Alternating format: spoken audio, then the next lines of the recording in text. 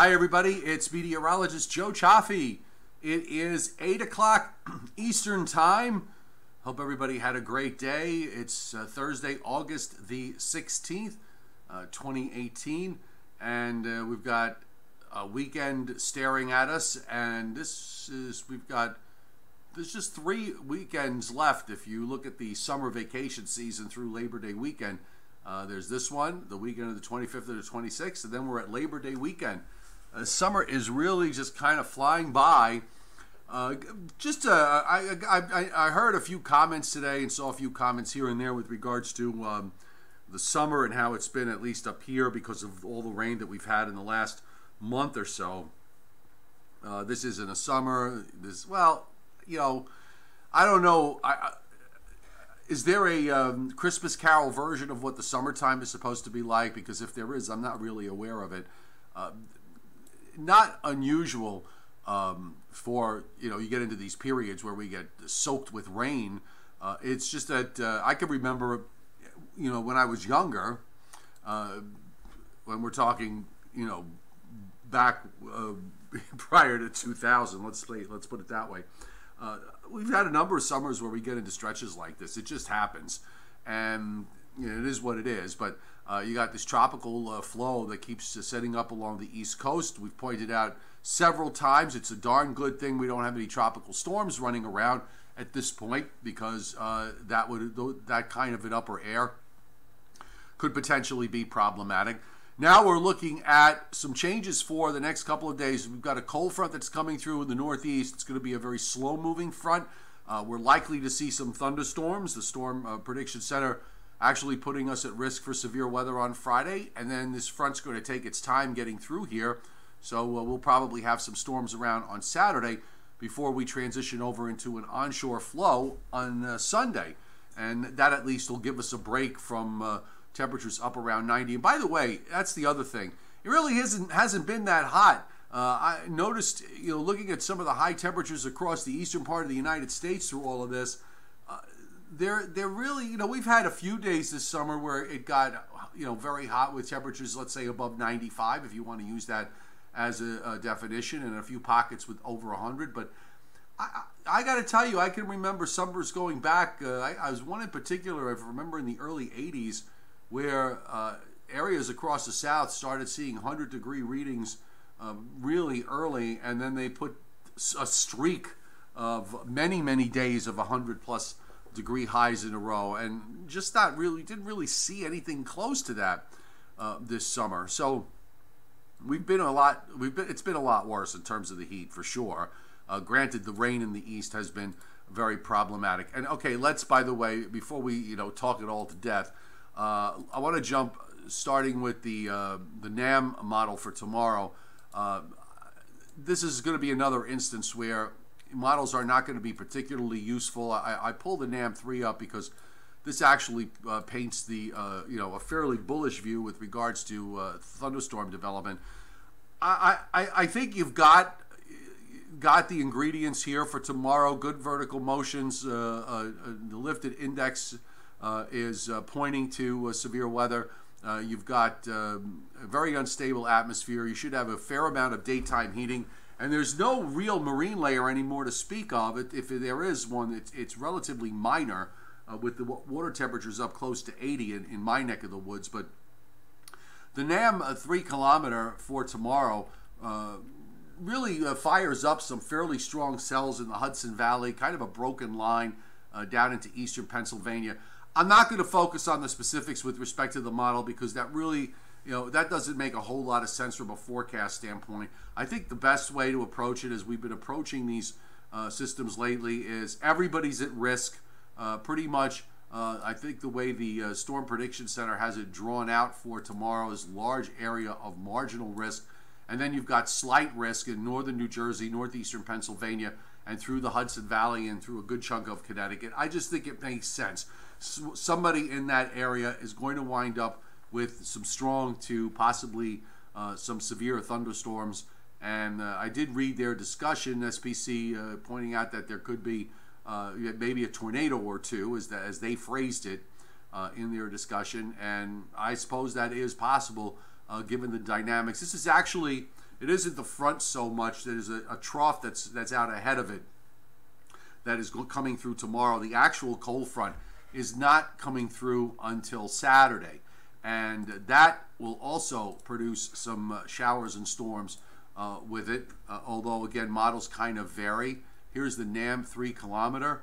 During the day on Saturday, not a whole lot goes on until about 3 or 4 or 5 o'clock in the afternoon, and you suddenly have this line that bubbles up. Actually, the NAM 3 has it a little bit later than that. It's more along the lines of 6, 7, or 8 o'clock. It's got a bit of a line that comes on through, and at this point is where the weather front, by the way, has pushed by, which sets us up for Sunday. Now, we'll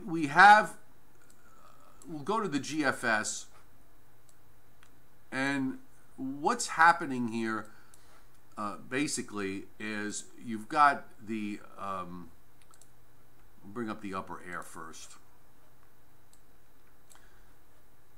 So you do have these westerlies in Canada trying to move down southward, not having a whole lot of success, but there's just enough that it opens up that plains trough and takes it eastward. This is by Saturday afternoon. That's enough to get the cold front through here. And then there's some additional energy right along the East Coast Sunday morning. So there might be a little bit of a wave that develops on the front. But the bottom line is that across at least the Northeast, you're going to see an onshore flow, probably a fair amount of clouds along coastal areas. There also will be some drier air that may try and funnel southward on Sunday. So that could complicate the forecast a little bit. But with a little bit of a wave on the front off the Delaware coast, might linger some rain Sunday morning into parts of New Jersey. Actually, the NAM even holds it on almost to New York City during the morning hours before it starts to drop it to the south. And there's your high up in Maine. I've seen it happen where the dry air does come down and it goes partly sunny, and it wouldn't surprise me if areas in the Hudson Valley and in New England wind up breaking out into some sunshine, and the cloud bank eventually just kind of pins right along the coast. Meanwhile, there'll be some rain back through Virginia and West Virginia on Sunday, and even that gets pushed southward because Sunday night and Monday, that high actually wedges down. So you've got the Northeast down to the northern mid-Atlantic states, back into the Ohio Valley, really being influenced by the high that's building in the Maritimes, and then you have the next low coming out of the plains, and there's a bit of a warm front that sets up to the south. That front comes back on Tuesday, so you actually have a warm front that's drawn to the south of Long Island. That's a little unusual for this time of year. This is the next weather front for the middle of next week, and then behind that, that front is another one that's going to take almost 2 days to get through, and behind that should be a shot of decent dry air. It may not, the models have been going back and forth on this. I just want to show you with respect to the dew points, and at least it'll be enough to get the dew points down. First off, as far as this weekend is concerned, you've got dew points into the 70s on Saturday, and then Sunday we start to see those dew points come down into the low 60s and even the upper 50s. So that's not too bad. And those 50s dew points remain for Monday, and then they start to come up a bit as we move into Tuesday. This is because we have this onshore flow. So we got to get that warm front to go by, and then finally you're back to dew points into the low 70s into the 70s by next Wednesday, when the real cold front, the next cold front comes through. And after that, we get into some dew points in the low 60s, and you can see 40s and 50s by next Friday in terms of dew points, and they extend back over into the Great Lakes. Look at the dry air, the dew points in the 20s along the Canadian border. It won't be long before we get one of these air masses that brings down some nice cool air. It's not going to happen now. Models yesterday, just as they've been overdoing the heat, by the way, they seem to be overdoing these cold pushes coming down from the north. But at least we're going to get some dew point relief from time to time over the second half of this month versus what we were experiencing here in the first half. The overall jet stream pattern would certainly suggest that is doable. I'll get a wider view. Hang on, folks. I'm going to take the U.S. here. And, you know, there's your trough for this weekend. Some of the energy hangs back, so you get a wave on the front for Sunday. And then we wait for the next system. You can see this next trough trying to deepen along about 90 west. Actually, not that unimpressive here going into Wednesday and Thursday.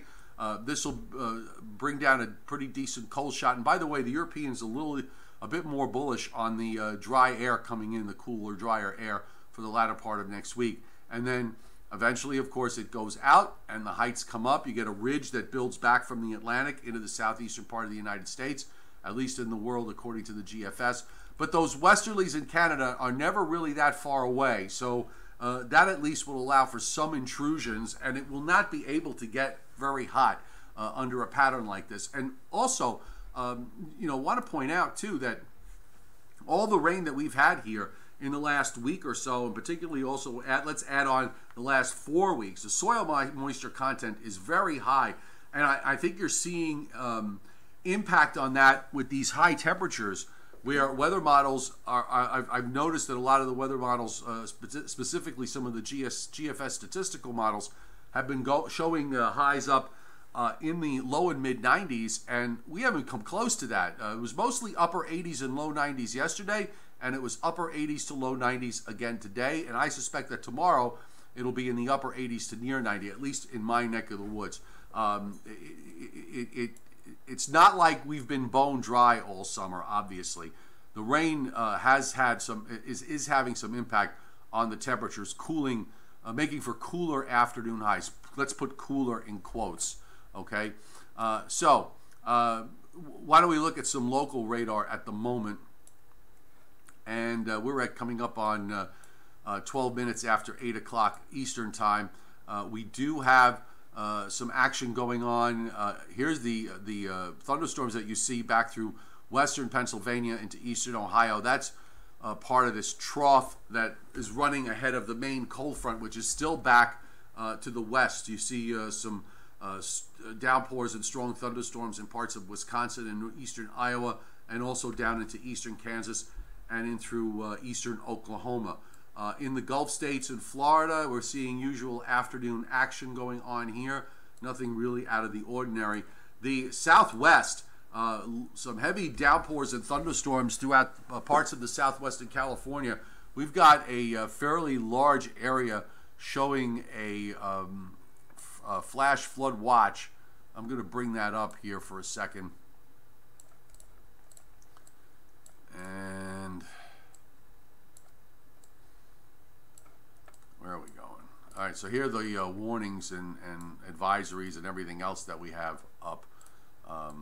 But we do have, as of at least 8:15, almost 8:15 Eastern time, a small area with a severe thunderstorm watch in East Kansas and in northeastern Oklahoma, western Missouri. A lot of flash flood watches and some flood warnings that are up now for southern Nevada, southeastern California, southwestern Arizona, from the rains that are going on in that part of the world. And when we take a look at the weather risk for severe weather tonight, you can see where the slight risk is. Right embedded in there is that severe thunderstorm watch, and you've got a good chunk of the country at risk for some thunderstorm activity of one form or another, and a small area of marginal risk showing up there in the Pacific Northwest. By the way, the 7-day rainfall amounts by the Weather Prediction Center still showing an ample amount of rain for the Ohio and Tennessee Valley down through the central Gulf states for the next 7 days, and a small area in the coastal Carolinas. But the areas in between showing less activity. The light blues are generally 1.5 inches or less, and that is at least some relief. In spite of the cold fronts and the thunderstorms that are being forecast, we are not being given a whole lot in terms of rainfall from the Weather Prediction Center. So let's come back. I want to talk about the tropics a bit here. And I'm going to start in the Atlantic. Ernesto's a tropical storm now. It has made the transition to a tropical storm, and top winds are 45 miles an hour. Just bear with me 1 second, folks. I got to switch chairs here. Hang on. The chair I was sitting in was causing me great discomfort to my back, so I had to lose it. One of the things I'm noticing on the satellite loop today is that the major development region in the Atlantic, in the tropical Atlantic, at least it seems to be looking a bit less anemic than what we have been experiencing over the last couple of weeks. There's actually a wave, a tropical wave that is approaching the Windward Islands that looks like some thunderstorms have been kind of blossoming out of that wave today. Upper level winds when it gets to the Eastern Caribbean are going to be not favorable for development. But I'm going to be curious to see what happens if the wave holds, together to some degree. Maybe later next week, as it marches across and it gets further west, it may run into an area where conditions could be a bit more favorable for development. But we seem to be seeing at least the convection waking up a little bit, and I'm thinking that we may see this more as we go through the next couple of weeks. Ernesto, you can just see the bottom of it on the satellite loop. It's right at the top of the screen and disappears actually on the last few frames. That is, I'm sorry, I just realized I didn't have this all on top for you, so let me just bring this back up. There's your wave I was talking about east of the Windward Islands. Just has a bit less of an anemic look to it across the tropical Atlantic at the moment. And then, of course, Ernesto, which, by the way, will probably bring some rain to Ireland and England later tomorrow night into Sunday as it merges with a frontal trough to the north, up across the North Atlantic. So it's not going to do too much from the standpoint of winds. It might get a little breezy and maybe even a little bit gusty, but I'm not expecting it to do very much. But it could produce some rain, and I know those areas have been bone dry for so long. The other area we're watching, of course, is the Pacific, and I'm going to bring up the Pacific satellite loop. We have Tropical Storm Lane.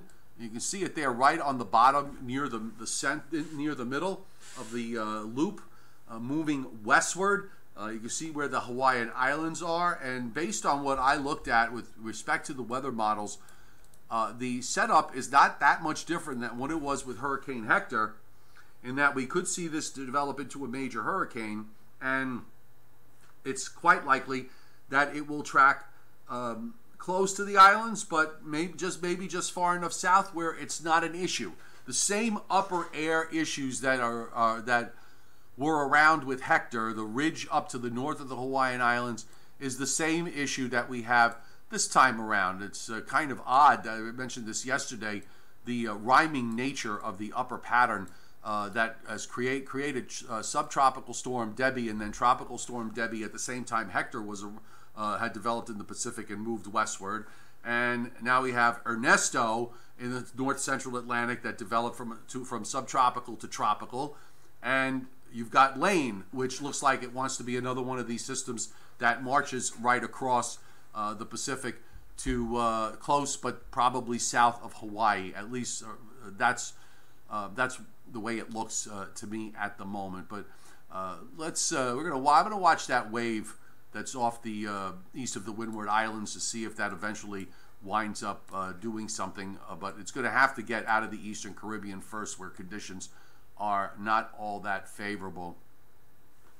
And Reaver, these fronts are hardly a difference maker. Yeah, they're subtle. We don't have a really good push of dry air. It's still too early. We're in the middle of August, so unless you get a deep trough that forms that really can bring down some decently cool Canadian air, the relief is not a lot. Okay, but at least we're going to get a bit of a break for us with Sunday and Monday. I envision us not getting out of the 70s for Sunday and Monday. G White 713 from Tennessee. I'm just trying to see where you're, the thread, that the response that you were giving to. I can't seem to find it. But welcome. You're new to the board. Gomer's 44. Nice to see you here. Bug Zapper in the backyard comes very handy. Mosquito month is the month of August, the way I usually look at it. Trying to see what every Joyce Mack. Hi there, Robert Hurley. Busiest, buggiest month of the year, at least to the Northeast, box 505. Totally in agreement with you there. Mosquitoes are not fun. Green Fire wants to bring on the frost soon enough. Weather Tracker, good to see you here. Anthony Orr, is this El Nino related? The Northeast Pacific has already generated more accumulated cyclone energy, or ACE, in 2018 than in all of 2017. Well, it might be. Those water temperatures are above average across the tropical Pacific, so maybe because we're maybe in the process of going to a weak El Nino, it might already be having some impact. Robert Hurley, all that thick haze up in the sky the last few days, is any of that the smoke from the western wildfires? I don't know, Robert. I'll have to ask. Let me ask around about that. I haven't really noticed it, and I haven't been paying too much attention, but I'll definitely ask about it. Raymond, do you have races tomorrow you got a bet on? Could Naira delay the races tomorrow for severe weather? Well, if they're around later tomorrow afternoon, you know that they do stop racing for thunderstorms, and then they never take a chance with that. I don't know what the radar is going to look like, so I hesitate to say what it's going to be like at late in the afternoon. As far as thunderstorms go in and around Saratoga, which I have not been able to get to, sadly, and I don't know that I'm going to have an opportunity to come up. I always like to come up, but the last year I wasn't able to, and I don't know if I'm going to be able to do it this time around. Am I surprised that I have over 6,000 subscribers, almost as much as Mr. Trump? Well, you know what? I'm not competing with him. I don't think he's competing with me. Nice to see you on Channel 11 last weekend, Snowfin. Thank you so much. I really appreciate it. I will be on there, not this weekend, but next weekend, the 25th and 26th at WPIX TV in New York. Albany said that the smoke is from the wildfires. Okay, if Albany said it, it must be true. I'll go along with it. Timothy Veltman, let's see what this slight risk brings. Poor tree guys are still doing storm damage jobs from the last round. Yeah, it's always a mixed result when they put the risk up. We've seen it happen where they put it up and very little happens, and then we see where they put up a marginal risk and there's a bit of a big outbreak. I think the seeds are there for a fairly solid outbreak of severe storms tomorrow afternoon into tomorrow night. Okay, do storms that produce tornadoes have more lightning than ordinary storms, or is that a myth? Oftentimes when you see Johnny Quest, you get a lot of thunderstorms producing a lot of lightning, and certainly when they're producing lightning and not much thunder, it's oftentimes when those thunderstorms are actually weakening. I would have to refresh my memory by going back and doing a little research on this regarding the lightning versus the tornadoes, but I do know that when there's a lot of lightning but very little thunder, you're at the point where the thunderstorms have already passed maturity. I would suspect that if you've got, when you're in the, it's when you're in the strengthening phase of a thunderstorm, heading toward the mature peak phase, that's when storms are the most dangerous. Shannon Culbreath, watching for a month now, first live chat. Enjoy your show. Thank you so much. Thank you for being here. Really appreciate it. Spread the word. Tell your friends to subscribe. We try to have some fun around here. Thank you. Do smoke particles help or hinder thunderstorms? Well, we do know that the dust particles do hinder, and they probably do. If you have enough of it, it's going to cut down on convective heat. Just the solar heating. I'm trying to remember, in terms of the wildfires that we had here in the summer back, I believe it was in 1990, I want to say 93 or 94, whether they impacted convective development or not. I'd have to go back and look. I'm sorry, I don't always have the answer to these questions like right off the top of my head, but I'm going to have to do a little bit of additional research when it comes to that. Bach 505, is it true? I'm going to assume you mean true that some meteorologists use fake names for TV. Do you know of any? I don't know. With respect to fake names, sometimes people have complex names that they just kind of shorten or change for one reason or another. I was told when I started out that I should change my name because it sounded too ethnic, but being the Italian that I am, I wasn't going to do that, and I'm glad I did, because you know what? I'm the only Cioffi around. Sometimes what happens is, by the way, that you have your name may be similar to someone else's name in the market, and you are by force having to adjust maybe your last name or your first name. Usually it's the last name. You might take your middle name and make it a last name. I've seen that. All right, Israel, I only got time for one more question because I'm going. I have to go, and sometimes I am going to miss stuff, your people's posts. So please be kind. Any thoughts on El Nino versus the neutral that the forecasters seem unsure of? I'm not a big follower of that. I'm kind of the lagging indicator. I wait for things to. I watch for things to happen. What I'm seeing is ocean water temperatures in the Pacific are warming up, so it looks like the El Nino watch is justified. But if if that trend continues, we may go to a full-fledged weak El Nino in another month or two. We'll wait to see what the folks who watch this sort of stuff have to say. Rich Rothmansky, I was on WCBS 88 back in 1991 as a fill-in weekend meteorologist for Craig. I had to use my middle name. See, it's part of the business, Rich. You know it as well as I do. Sometimes, for one reason or another, they would prefer that if you have a name that's difficult to pronounce. I kind of think it's silly because most people do have names that are not easy to pronounce, and I'm always struggling. I know on YouTube, on my Facebook lives, I'm struggling sometimes to pronounce last names, but that's the reality of it. What's wrong with Cioffi? What's wrong with Rothmansky? But once upon a time, there was an effort to kind of try to neutralize people. Okay, Rothmansky. It's not that difficult. Once upon a time, it was just in the TV business, there was the usual idea was to just kind of have this sort of very generic vanilla names. And gradually that's changed over the years. That's just the way it is. Sometimes, some people do it, for a gimmick, and sometimes it works, and sometimes it doesn't. Now, Alan Casper is his real name, by the way, okay? And it's A-L-A-N, and with a K, not with a C.